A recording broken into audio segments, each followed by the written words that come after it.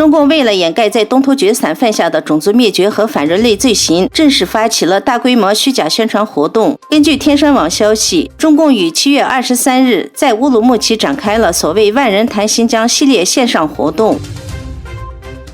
关于遭受中共种族灭绝和反人类罪行的维吾尔人的维吾尔人权保护法和维吾尔政策法等2项法案，正在等待美国两院的表决。美国国际宗教自由委员会主席、维吾尔人权基金会董事成员努利特克尔和世界维吾尔代表大会副主席欧马尔卡纳提26日会见了参议员戈拉斯利。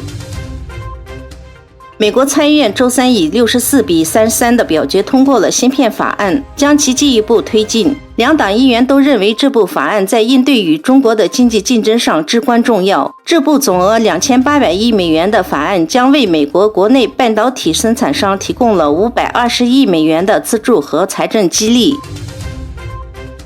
根据数据显示，2022年上半年，中共对俄罗斯的一带一路投资首次降到了0指数，转向了中东国家投资。外界认为，这表明中共担心俄乌战争而遭受连带制裁。多年来，俄罗斯一直是中共一带一路计划的主要受益者之一。与过去数十亿美元的承诺和合同相比，中共在今年上半年没有与俄罗斯达成任何一带一路的新交易。西方主导的对俄罗斯制裁阻止了中共对俄罗斯的投资，加深了与中东国家，尤其是沙特的接触。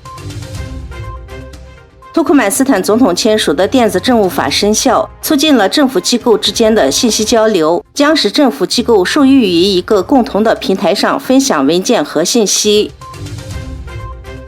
7月29日，在100多个伊斯兰组织的合作下，组织了为维吾尔人挺身而出运动祈祷活动。世界各地的清真寺将为在东突厥斯坦遭受中国种族灭绝和反人类罪行的维吾尔人祈祷。